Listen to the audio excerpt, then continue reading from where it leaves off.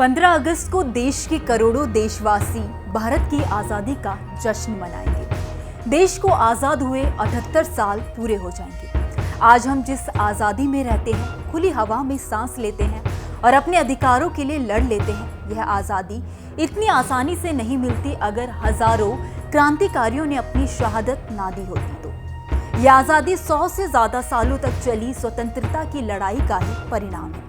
इस आज़ादी के लिए महात्मा गांधी, जवाहरलाल नेहरू, भगत सिंह, सुभाष चंद्र बोस समेत ना जाने कितने लोगों ने अपना योगदान दिया। इन सभी के बारे में तो सभी जानते हैं, लेकिन कई ऐसे मुस्लिम फ्रीडम फाइटर्स भी हैं जिनके योगदान के चलते देश को आज़ादी मिली। इनके बारे में शायद ही आप लोगों को जानकारी होगी, तो आइए जानते हैं इनके बारे में। देश की आज़ादी की लड़ाई में मौलाना अबुल कलाम आज़ाद, डॉक्टर जाकिर हुसैन से लेकर मौलाना मोहम्मद अली जौहर तक कई ऐसे मुस्लिम स्वतंत्रता सेनानी हैं जिन्होंने इस लड़ाई में न केवल बढ़ चढ़कर हिस्सा लिया बल्कि अपना जीवन भी कुर्बान कर दिया। मौलाना अबुल कलाम आज़ाद ऐसे फ्रीडम फाइटर्स थे जिन्होंने ऐतिहासिक खिलाफत आंदोलन का नेतृत्व किया था।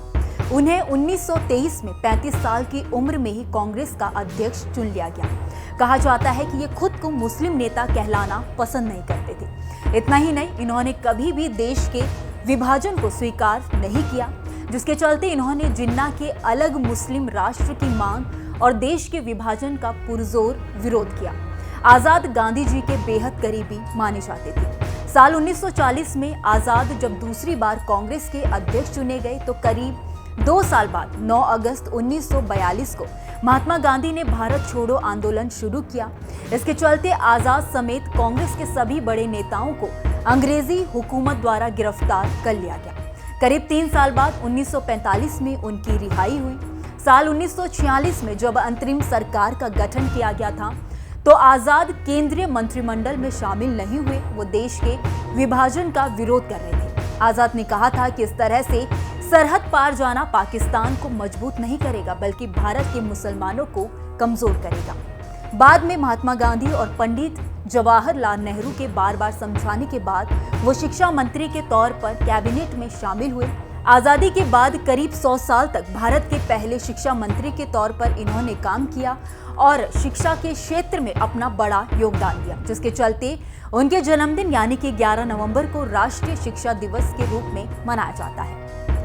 डॉक्टर जाकिर हुसैन भारत के तीसरे राष्ट्रपति थे। वे 13 मई 1967 से 3 मई 1969 को अपने निधन तक इस पद पर रहे। 8 फरवरी 1897 को हैदराबाद में जन्मे हुसैन बड़े राजनीतिक नेता के साथ साथ शिक्षाविद और बुद्धिजीवी भी थे। शिक्षा के क्षेत्र में उनकी गहरी रुचि ने उन्हें अलीगढ़ मुस्लिम विश्वविद्यालय की सह स्थापना करने के लिए प्रेरित किया, जो बाद में दिल्ली चलाया गया और इसका नाम बदलकर जामिया मिलिया इस्लामिया कर दिया गया। हुसैन ने भारत की आज़ादी की लड़ाई में भी सक्रिय भूमिका निभाई। स्वतंत्रता के बाद उन्होंने कई महत्वपूर्ण राजनीतिक पदों पर कार्य किया। उनका मानना था कि भारत की आज़ादी के लिए अंग्रेजों के खिलाफ शिक्षा को एक टूल के तौर पर इस्तेमाल करना चाहिए। उन्होंने कभी भी पाकिस्तान के तौर पर अलग राष्ट्र बनाने का समर्थन नहीं किया। मौलाना मोहम्मद अली जौहर उन फ्रीडम फाइटर्स में से एक हैं जो अपनी आखिरी सांस तक देश की आज़ादी के लिए संघर्ष करते रहे। मौलाना अली जौहर ने 14 जनवरी 1911 को कलकत्ता से कामरेड नामक साप्ताहिक अंग्रेजी अखबार निकालना शुरू कर दिया। उन्होंने अखबारों में अंग्रेजों की चालबाजियां और आज़ादी के संघर्ष के लिए लोगों के प्रयास का जिक्र करते थे। उन्होंने उर्दू भाषा में भी एक अखबार निकाला। उनके दोनों अखबारों को लोग खास पसंद करते थे। मौलाना अंग्रेजी और उर्दू दोनों ही भाषाओं में माहिर थे। इन दोनों भाषाओं में लेखों और शायरियाँ और उनकी तकरीरों ने यूरोप में तहलका मचा रखा था। उन्होंने मुसलमानों के सियासी, समाजी और मजहबी हालतों को बदलने के लिए भी काफी प्रयास किए। मोहम्मद अली जौहर बेहद निडर और बेबाक नेता थे। अंग्रेजी शासन के खिलाफ लिखे गए उनके एक लेख के लिए उन्हें जेल में डाल दिया गया। इसके लिए उन्हें 5 साल की सजा सुनाई गई। 28 दिसंबर 1919 जेल से रिहा होने के बाद देश की आज़ादी के लिए कांग्रेस, मुस्लिम लीग और खिलाफत कॉन्फ्रेंस के होने वाले संयुक्त सम्मेलन में शामिल होने के लिए सीधे अमृतसर पहुंच गए। गांधी जी और मोहम्मद अली दोनों ही इस बात पर सहमत थे कि सियासत को मजहब से अलग नहीं किया जा सकता। बीमारी के कारण 1931 में उनकी मौत हो गई, लेकिन वो अपनी आखिरी सांस तक अंग्रेजी हुकूमत के खिलाफ और भारत की आजादी के लिए संघर्ष करते रहे। अशफाक उल्लाह खां का जन्म 22 अक्टूबर 1900 में उत्तर प्रदेश के शाहजहांपुर जिले में हुआ था। उनके पिता एक पठान परिवार से ताल्लुक रखते थे। अशफाक के जीवन पर बंगाल के क्रांतिकारियों का खासा प्रभाव था। आजादी के संघर्ष में हिस्सा लेने के साथ साथ वो कविता भी लिखते थे। अशफाक उल्लाह खां को घुड़सवारी, निशानेबाजी और तैराकी का भी बेहद शौक था। अशफाक उल्लाह खां को काकोरी कांड के चलते फांसी की सजा दी गई थी। ब्रिटिश सरकार की नाक के नीचे से सरकारी खजाना लूटने की घटना को काकोरी कांड से जाना जाता है। काकोरी कांड के लिए अशफाक उल्लाह खां को उनके साथियों के साथ फैजाबाद की जेल में 19 दिसंबर 1927 को फांसी पर चढ़ा दिया गया। मोहम्मद बरकतुल्लाह भोपाली भी एक भारतीय फ्रीडम फाइटर्स थे। उनका जन्म 7 जुलाई 1854 को भोपाल के इतवारा मोहल्ले में हुआ था। उन्होंने भारत की आजादी के लिए बाहर से उग्र भाषणों और प्रमुख समाचार पत्रों में क्रांतिकारी लेखों के साथ लड़ाई लड़ी। वो लगातार अंतर्राष्ट्रीय स्तर पर भारत की आवाज बुलंद करते रहे और अंग्रेजों के खिलाफ लोगों को एकजुट करने का काम किया। उन्हें अरबी, फारसी, अंग्रेजी समेत 8 भाषाएं आती थी। बताया जाता है कि उनके जीवन पर गोपाल कृष्ण गोखले और श्यामा प्रसाद मुखर्जी का काफी प्रभाव था। साल 1915 में अफगानिस्तान में स्थापित भारत की पहली निर्वासित सरकार के वो प्रधानमंत्री भी थे। हालांकि 1927 में सैन फ्रांसिस्को में उनकी मौत हो गई। 1988 में उनके सम्मान में भोपाल विश्वविद्यालय का नाम बदलकर बरकतुल्लाह विश्वविद्यालय कर दिया गया। इंकलाब जिंदाबाद आजादी का सबसे लोकप्रिय नारा मौलाना हसरत मोहानी की ही देन है। हसरत मोहानी का जन्म लखनऊ के उन्नाव जिले में हुआ था। 1 जनवरी 1875 को जन्मे हसरत मोहानी का असली नाम सैयद फजल उल हसन था। शुरुआती शिक्षा पूरी करने के बाद उन्होंने अलीगढ़ मुस्लिम विश्वविद्यालय में दाखिला लिया। कॉलेज के दिनों में ही हसरत मोहानी कई आंदोलनों का हिस्सा बने रहे, जिसकी वजह से उन्हें जेल भी जाना पड़ा, लेकिन वो कभी भी जेल जाने से डरे नहीं। देश की आजादी की लड़ाई में वो अपना योगदान देते रहे। अंग्रेजी हुकूमत से भारत के लिए पूर्ण स्वराज की मांग करने वाले वो सबसे पहले व्यक्ति थे। हसरत मोहानी संविधान बनाने वाली कमेटी के भी सदस्य थे।